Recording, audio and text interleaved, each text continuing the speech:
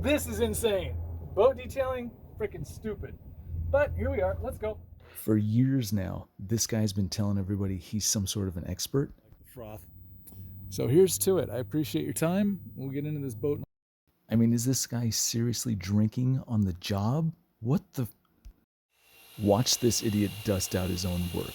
I mean, where do you even find these people? Jeez. You remember when I said this guy's crazy? I'm not just making it This up. isn't interesting. Have you seen what they found in Egypt? That's just the tip of the iceberg. I've got so much more to show you. This boat actually has two sides. I know, it's weird. This one's called the port side. The reason it's called the port side is because historically, the left side of a boat is where you would dock up to unload and load, cargo. And the right-hand side was used to gauge your direction based on the stars, which is why they call it starboard. All this stuff you don't need to know. I'm going to be working on the emblems here, and you've already seen this before, so I'm going to put this on kind of a fast forward just to get it out of the way. But hey, we got sunshine, so be prepared. We're going to do some stuff. All right, sit back, enjoy, or not. I'm not going to judge. I mean, maybe what he said was true, but something about the way he said it is just weird, right? You may have noticed that I have two strings on my little garrote here. So I'm going to talk about that in just a second, but for right now, what I wanted to say is when you're doing this and you're pulling back and forth, this does build up quite a bit of heat, friction, right? So if you're pulling, don't do little short pulls like this, because where the line is being pulled back and forth, that's going to heat up really quick and break. And if that happens, that's why I have the other string tied, just to save me some time. I might not use it. In fact, I'm getting pretty lucky on this side. The other side, I had the string break, and the line broke while I was working on the other side of the emblems. And you have to spend 5 minutes to go back to the car and get some more fishing line and tie it back on, blah, blah, blah. So instead of that, I just, I prepared. Now, since I didn't use this, I'll leave this all tied up, and then the next time I have a boat with an emblem, I'm ready to go. But I'll also at that time put on two lines, probably, because I think this is a good idea. Anyway, that's why I have two lines. When you're doing a section like this, try to use the entire length of the string. If you can, it spreads out and dissipates the heat, so it doesn't tear up your line so much. Woo! All right, next thing I got to do is take a razor blade and get rid of some of this double-sided sticky crap, and then some acetone. You've seen this before, so again, I'm going to put you on kind of a hyperlapse just so it goes by quicker. You can see what's going on, but you don't really have to pay attention. If you really want to know, you can go back a day or two and see what I did last time. Does this a-hole actually expect me to go back through his library of over 300 plus videos just to learn how to save a couple hours or thousands of dollars? Who does he think he is? Back to the doghouse. The sun is going to come out. We're not expected to get any snow like we had yesterday, so have no worries. Mike, thank you so much, bought us a beer. And so when anyone buys me beer, I like to share as much of it as I can. So this is Lagunitas out of Petaluma, California, I believe. Petaluma, California. So Lagunitas is an established IPA. It's got a very distinct flavor. It's not trying to hide it. It's sharp, it's bitter, it's bitey. If you like Barks root beer, for those same reasons that you like it, you might like Lagunitas if you like an IPA. So let's see what we got here. I mean, she's pretty. I'll give her that. Oh, hey, sunshine.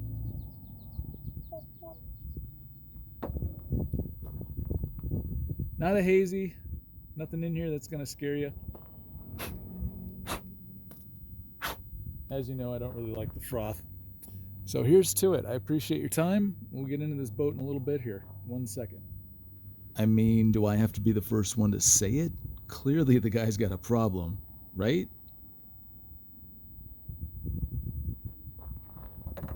Yep. Ooh. Yeah, it's kind of a dry IPA. And yes, this is a corn dog. And I know it's not healthy. I get that. But for those who don't know, this is white people's soul food. And sometimes you just need a freaking corn dog. And no, I don't put mustard on it, you sick bastards. Ketchup or nothing. America! Just kidding. I was hungry and I didn't want to take time to have lunch today, so this is my lunch. Well, I mean, this is my lunch. We'll get into this in just a little bit. We got a whole bunch of boat left, so hang in there. Let's check you out in a minute. Peace. All right, now that's what I've got to work with. You can see that it's fairly clean. There's some dull spots where this little blade was kind of coming across the gel coat. Don't worry, we can fix it. I'm pretty sure we can fix it. Although while I'm here, I might as well get the, that used to say sling. So I should probably take that off while I'm here. And don't think for a minute that I didn't try to get him to take off this decal. I think the boat would be served greatly by having that decal off. I was able to get him to take the chaparral emblems off. That's, you know, that's a pretty big get. So I'll be happy with that. Let's see. This side is actually a little bit better than the other side was. It's faded and oxidized, but it's uniformly oxidized, and it has kind of a hint that it used to be shiny. And it does have some scratches. I'm pretty sure the Super Duty will be able to get these out. And just so you guys are aware, it's underneath this vent, which is right in front of this one. So these are the scratches that I'm looking at. I think I can take those out, maybe. If not, I can make them more blue and less visible. And sometimes that's all you have to do. In the meantime, if you'd like, hang out here for a second. I'll set you up about here. And I'll get to work on this back corner. We'll see if we can't clean up the chaparral and then kind of get at least something looking decent right there. So give me a second. Let me set up my buffer. I got to spur it out, clean out the pad, grab some stuff, and I'll be right back. All right, let's start with a clean pad. And by clean pad, I mean I'm going to start with this, but I want it to look more like this. So, like we've gone over before, I'm going to spool up the buffer to its top speed. I'm going to pull the trigger, squeeze the lock button so that I don't have to do anything but just, you know, hold the buffer. Once that's done, I'm going to take my trusty spur tool and just kind of go back and forth a couple times, work on the edges, just to remember that some unused Super Duty was in there, so I don't need a bunch of rocks and pebbles on the outside edge. And then just for sakes of, you know, making sure you did everything, I'll do this side again. Anyway, hold your ear balls because this is going to get fucking loud.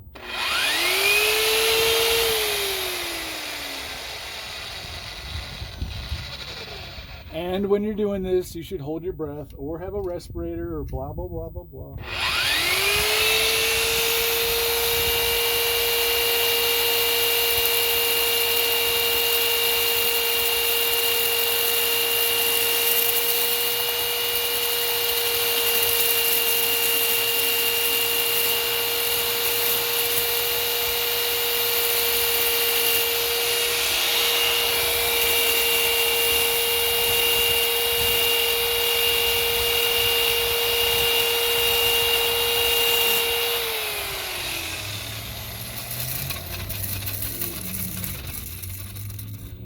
Ta-da! That's a clean pad. All right, now let's see. Also, hey, this summer I'm going to try to work on not saying the word so much. I tend to use that as my go-to I don't like so, and then I think about what I'm going to say, and then I say it. In fact, right then I was going to be like, so, you won't hear me say it as much, but clearly you will, because I'm an idiot. Alrighty then, let's try the next step, which is a little bit of Super Duty. Wop, wop, on top of this big old patty pad that we just cleaned off. I'm going to use quite a bit because this is the first time I've touched this boat, and I want to make sure that while I'm grinding hard on these emblems, I have enough, you know, ammunition to get through it. There's a couple weird old Gelcoat repairs right here. I'm not going to be able to do much on that. It's blech. But let's see what we can do here. And no, I don't need to wash this. Super Duty is more aggressive than any of the dust that you see on this boat. So it's kind of, you know, don't get me wrong, if this was a car, yeah, wash it before you do anything. With a boat, I really don't care that there's some glue here and there's some dust here and bleh. It's not affecting me at all. Now let's go. Spreading.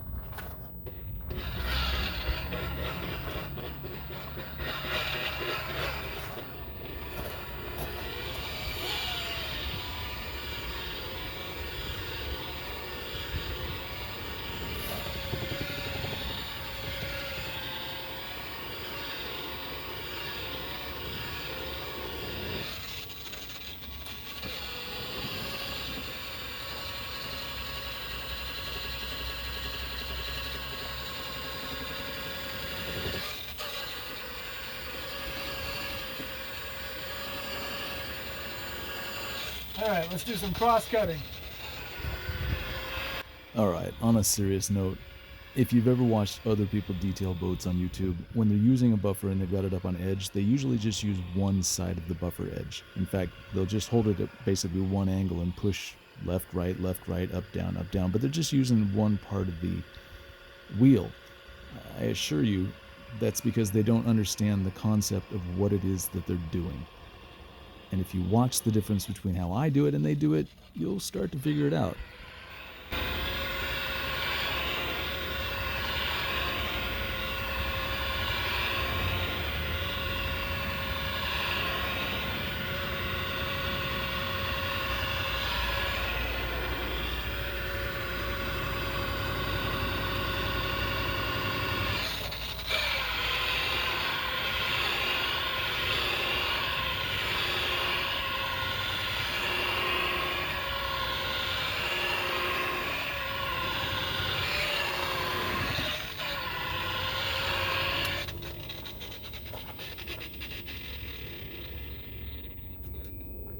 You know who needs more Super Duty?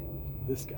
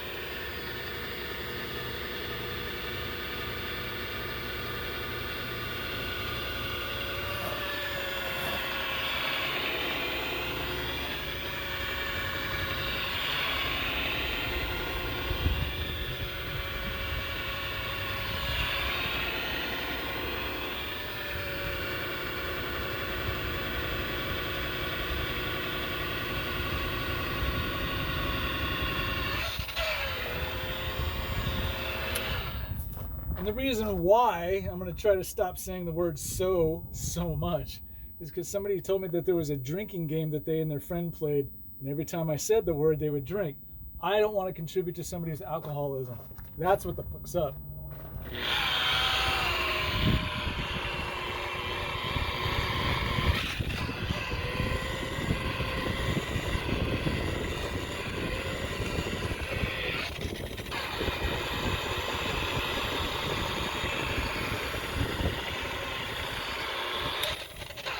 I mean, I do beer reviews, but that's not to motivate you to drink all the beers. That's just to say that there's a couple that are awesome. Sorry, I don't mean to be talking all this much. It's just, big boat. And in my mind, this isn't interesting. Have you seen what they found in Egypt? Underneath the pyramid. Underneath. And this is mind-blowing. 8 columns going down a minimum of 260 meters.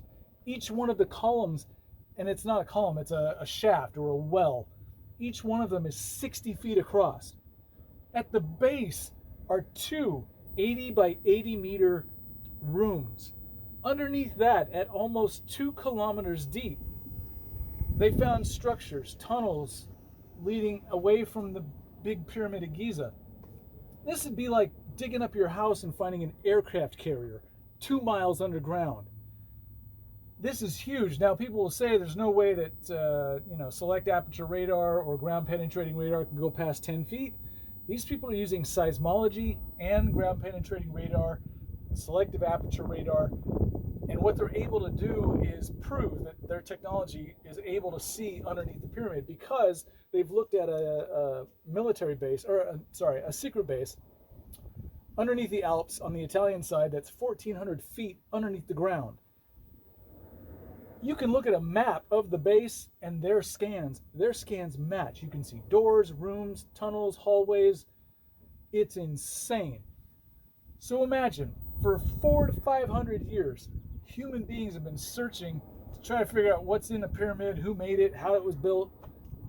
That's all cool. We still don't know. But the fact that there's 8 columns underneath that go down to 2 rooms that are 80 meters square. Good God, 80 meters. That's 2 of them. And then underneath that, caverns. All this is interesting, but you're wondering why sometimes I talk and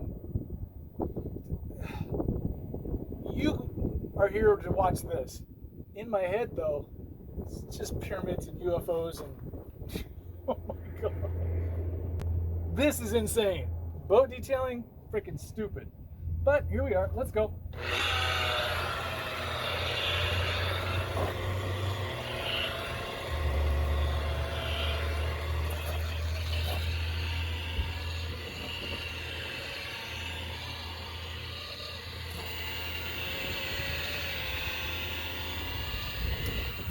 By the way, after this discovery, which was less than a month ago or maybe 2 months ago, the head Egyptologist, a guy named, who cares what his name is? You'll know if you see him. He's an old guy, he's Egyptian, and he's the expert, and he allows people to or not to be able to excavate or do anything. As soon as the findings came out, his thing was, no, it doesn't exist, doesn't happen, it's not real, it's all fake news.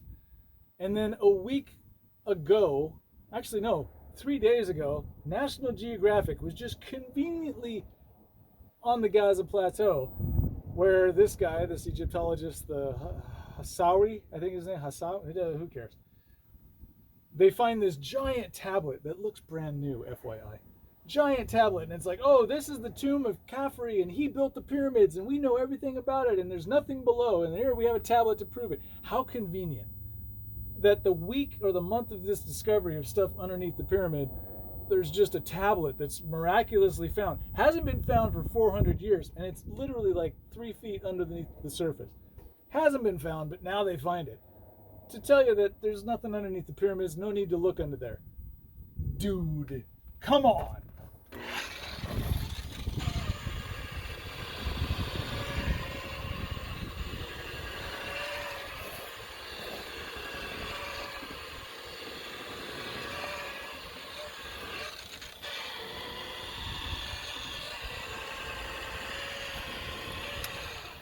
Also, if I've motivated you to get curious about Egypt all of a sudden, look 25 miles directly south of the Giza Plateau. Tell me what you find. I'm not sure if it's time for an intervention or if maybe some therapy. Clearly, this guy's off of his freaking rocker and way, way out there. It's insane. Also, these people that did the scans were questioned by everybody. Nobody believed them, right? So they looked at the Tomb of Osiris. The Tomb of Osiris is like a shaft, a little room, another shaft off the side, and another room with like 6 sarcophaguses in it, each one in a separate room. And then there's another shaft in there, and then there's a little tomb, or what would look like a place where you would lay somebody surrounded by water. It has a moat. So these people that found the stuff underneath the pyramid were asked, show us what you see here. So they do their scans, and yes, they see this room, shaft, bigger room with a bunch of stuff off the sides, and another little room where the tomb is. But then they also see like 4 other shafts and 4 other rooms underneath what archaeologists currently think. I'm sorry, I know you guys came to hear about boats, but this is amazing. I mean, literally, it's like digging up your house and finding an aircraft carrier 800 feet underneath the ground, perfect working condition. Mind-blowing. And I appreciate that you guys are here to learn about this, but if anyone wants to send me to Egypt, I'll do a video there. So pony up the money, because that's expensive, but I do have a passport. So if there's a guy in Egypt with a boat and you're watching this, Hook a brother up. I'll come to a boat. You take me out to the pyramids. Let's go dig some up. All right, sorry, I'm getting distracted because it's mind-blowing.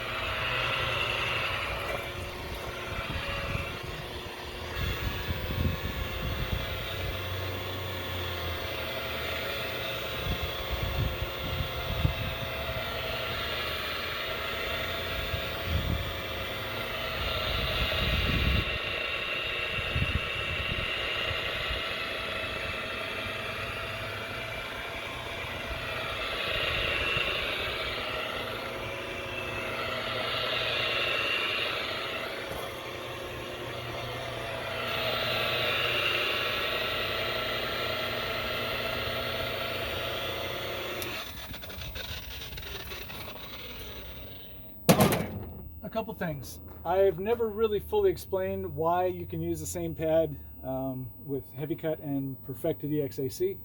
I'm going to try to here because I have kind of a chalkboard. So let's say that the molecule for heavy cut starts off that big.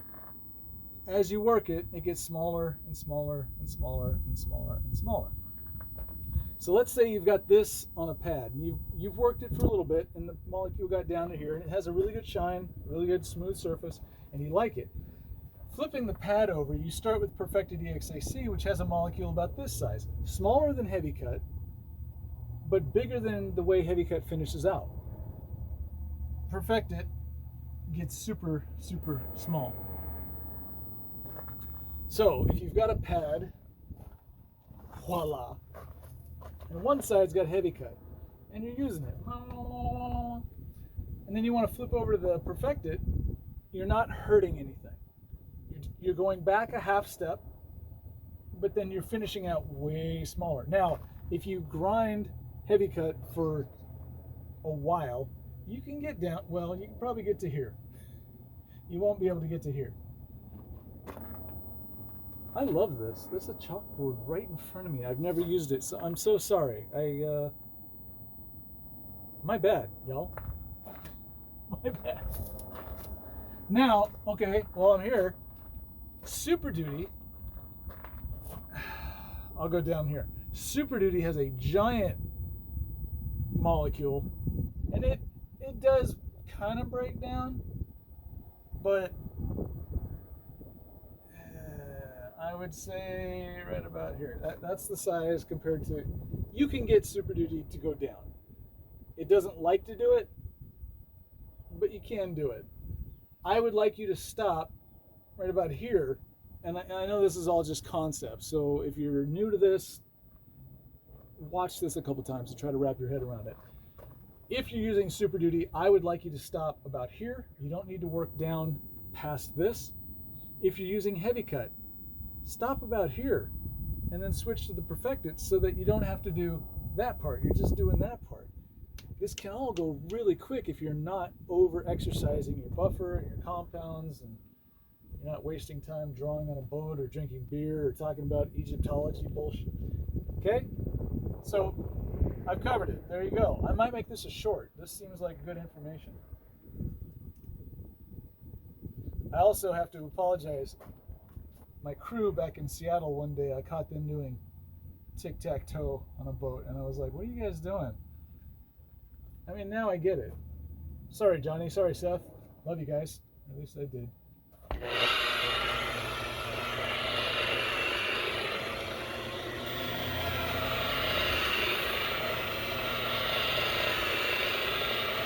By the way, you would never do what I just did on a car.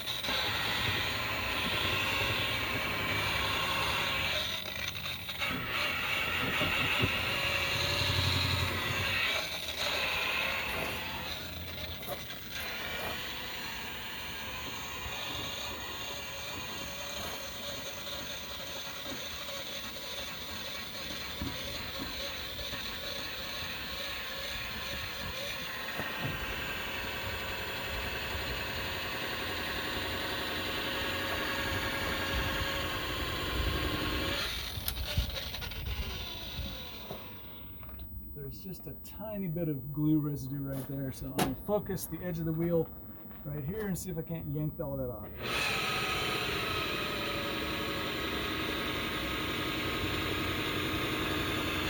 Got it.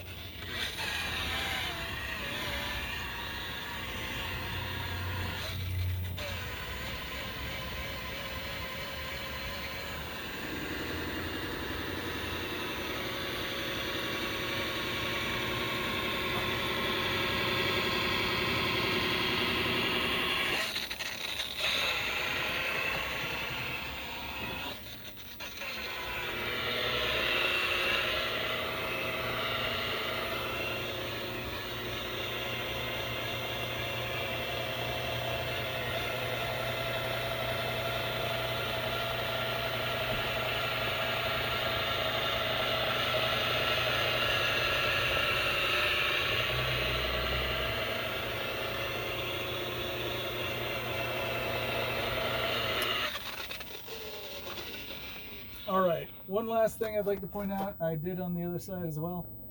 Whenever your buffer wheel is rolling off of an edge, especially when you're compounding, although it does it when you're waxing too, the bottom edge, sorry, that was a lot more dramatic before I dropped the ball of smegma, but the bottom edge collects a lot of stuff. So before you're done,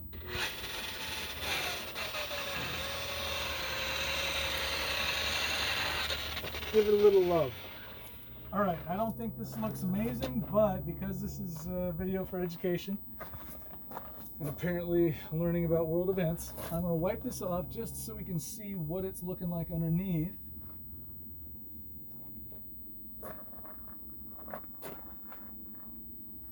And I can tell you what I'm going for. Now, if you didn't join until today, I was able to convince the owner that we need to replace his emblems that I just took off with a decal. Just a chrome decal. Two-dimensional, flat, buff over it for millennia. Maybe not millennia. You buff over it for a number of years without ruining it or the boat, and you won't have the oxidation in the middle. So, damn it! Therefore, what I'm looking for is a color match between where the letters were and where they weren't. I can still see a little shade variance in some of the places. Then I'm kind of looking down the hole for the raised areas. So it's raised because where it was uncovered, where the emblem wasn't, that got beaten down with UV radiation. That UV radiation causes the oxidation. People buff it, they wash it, that part of the boat falls off, sloughs off, is just grinded away. I don't think that's a word, ground away. And so topographically, the covered area is now higher than the area that has, been exposed. So you get a little bit of a three-dimensional thing here. I want to make sure that it's not so sharp and crisp that I can read the name. I want to make sure that I can see kind of where it starts and where it ends, so that when I get it, okay, that's fair. I can say that, so that works. So that I can find where I want to start and end my decals. What I'm seeing here looks fine. I don't know if that's good. I know it's fine. And it's fine because after the Super Duty, we're coming back over it with heavy cut perfected EXAC. And we've got the sun on this side for a lot longer than we had the other side. Actually, we had the sun on the other side for equally the same amount of time. I just don't wake up early enough to take advantage of it, and I'm never going to. So it is what it is. Damn it, I said so again. This is going to be difficult for me. You guys are going to have to remind me of this. All right. Someday, this is really difficult. Right now, I'm going to take Super Duty up here, kind of blend the two together, and once I get a little corner, I will hit it again with the heavy cut, then the perfected. You're right there. You don't have to go anywhere. I've got Super Duty right chaw. I've got a pad right chaw. And all I'm going to need to do is flip it over. I don't technically need to flip it over. I could spur this out, but it's got a little bit of a dampness to it. I'm going to let that dry out. While I'm spinning it around, it'll dry out. This side's clean. So I'm going to add a little bit more than I normally do just because it's a dry pad and, you know, they absorb stuff. Okay, here we go. Spreading, edges, crosscut, same stuff as we did before. You'll remember that every bottle of compound you've ever used says don't do it in direct sunlight.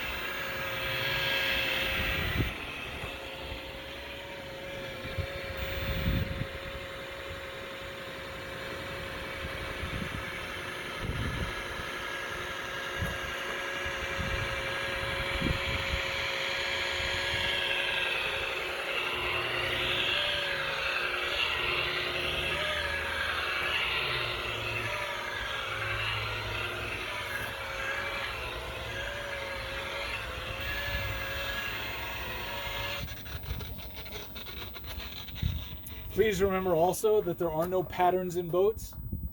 Unlike a car that has a uniform coating on it from each decade to the next, boats are totally different. There's no pattern. The reason that you see a pattern is for two reasons. One, I get bored sometimes. Two, I think this is pretty. While it's wet, I'm going to keep making patterns. When it starts to dry, that's when I'll flatten out and go for, you know, a nice smooth finish. But while it's wet, I'm going to use it to be the sandpaper that it is.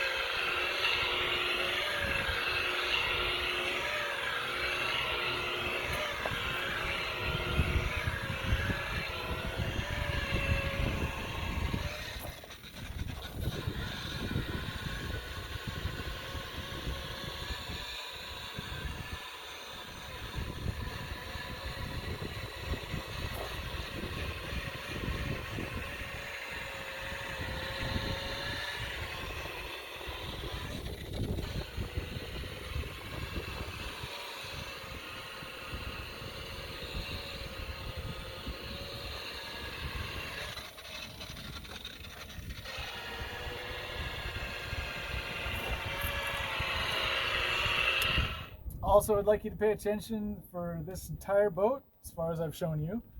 I'm going slow, 600 RPM. The weight of my hand holding the buffer up is what I push with. Nothing more, nothing less. That's it. It's touching. I hold it so that it stays there.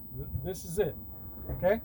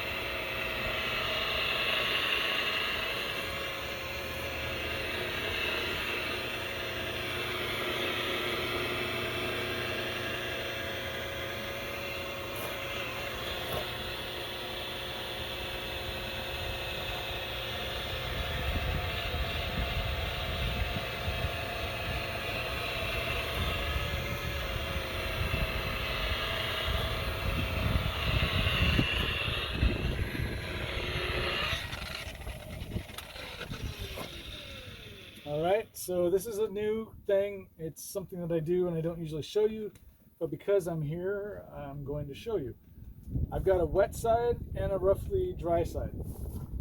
I'm going to clean off the dry side and flip my pad over and work what I've got going on. So hold your ears.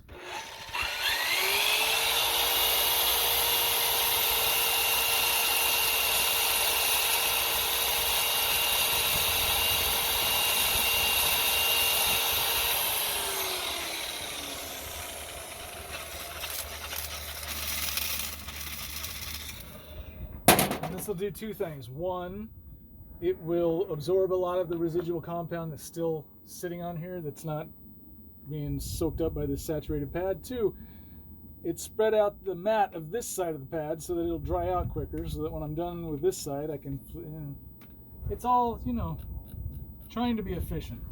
So with nothing on here, I'm just going to get back into this because there's stuff on here.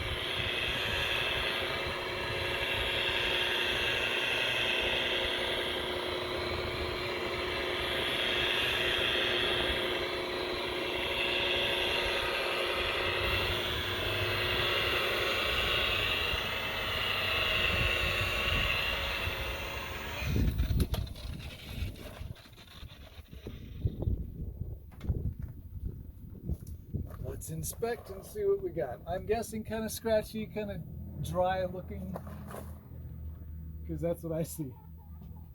I'm not terribly worried about it. Heavy cut, perfected EXAC.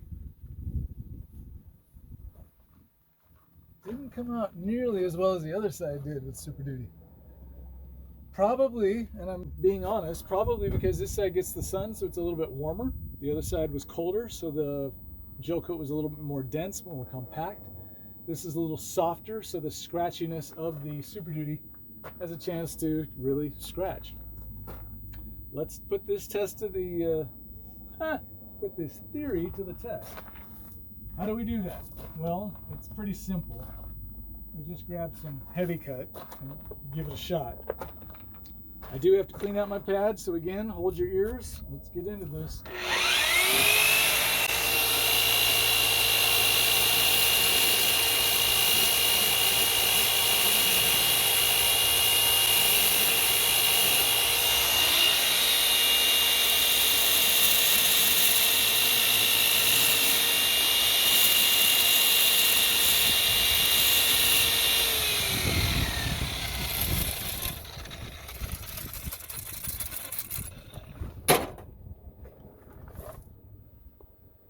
So dusty.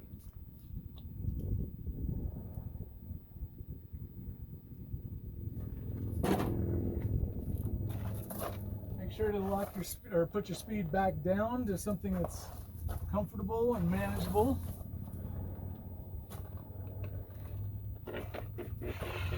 And then go through the same process you did with Super Duty, just, you know, a little bit easier.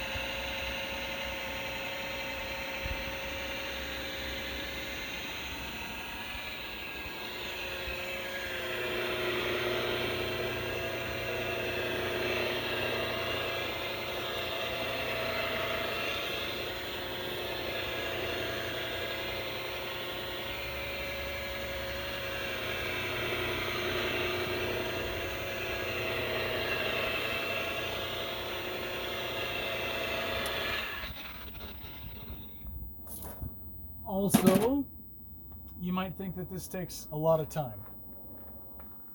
Yeah, kind of. I mean, wet sanding takes a lot of time too. I sometimes go a little bit,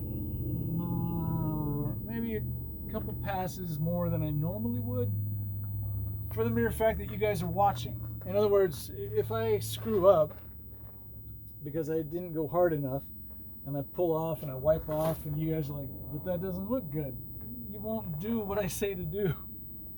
So I try to do a good enough job that if you see it, you might think to yourself, oh, I should do that. Okay, so, damn it. This is going to be a hard challenge. All right, let me show you what this looks like compared to the Super Duty side. I'll give you a reflection so that you can get as disgusted as I am. There's Super Duty's reflection, okay? Now here's the reflection before anything happened. It's a nice little ball. At least it doesn't have a whole bunch of flares off the side. This looks like a star sapphire. And with heavy cut, we get a little bit closer to what we're looking for. And then I'll just do perfect it right here, and we'll probably call it a day. I want you to see what it looks like. Tomorrow I've got, obviously, a decent amount of boat left to go. But you don't need to see that. I mean, if you've seen this, this is really all you need to focus on. Boink. All right, so I will work on this little section right here with some perfected EXAC. To do that, because we talked about the size of the molecules already, I shouldn't have to explain why I'm just flipping the pad over and it's safe and safe.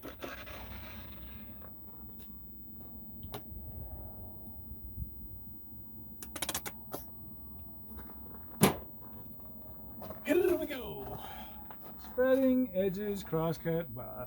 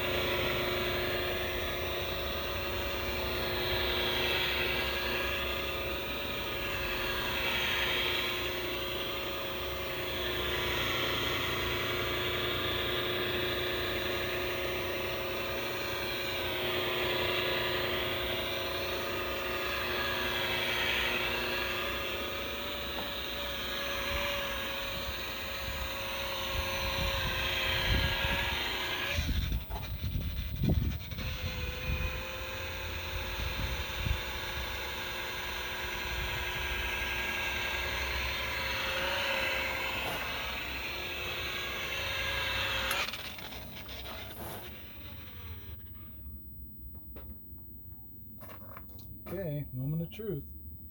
I have a feeling that it looks good because I was looking at it in the sun. In other words, if the sun's up here, my eyes have to be down here so I can catch the reflection. So it bounces off here, straight into my eyes. Then I get a decent idea of what it looks like. Decent, not perfect, but good enough. Good God.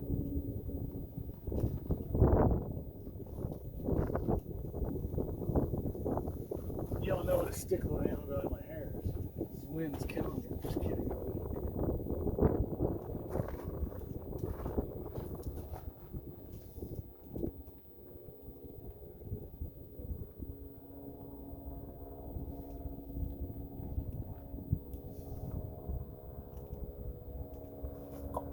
All right, here we go. Let's turn you up a little bit. You can see some sunshine, perhaps. Up, up, up, up, up. There we go. All right, so that's what was just done. And where the name was, hopefully you can't see anything. Hopefully you can't tell where there was a name. And these are dings in the Gelcoat, so kind of hard for me to... Okay, realistically, I guess I could have focused and tried to get him out, but then I would have put a divot in there. So yeah, you've seen the Gelcoat repairs. Like, I'm not... It's not the space shuttle. Anyway, so we go from heavy cut, or super duty, to heavy cut and perfected. I mean, not bad. All right, well, for the rest of the day, I'm just gonna do this stuff on my own. I don't know how far I'll get. I might not get very far at all. But if I do get far, I'll let you know. If you'd like, please join the subscription thing. Turn off the notifications. You do not need to hear when I make a new video. They're all the same, every single one of them. The only thing different is my attitude, which is for the most part the same, I'd say, across the board. Anywho, there you go. Sorry about the wind noise. It is what it is, and I'll catch you maybe later. Well, if you made it this far, thank you very much. All the products that I use are in the description. If you have a question, hit me up.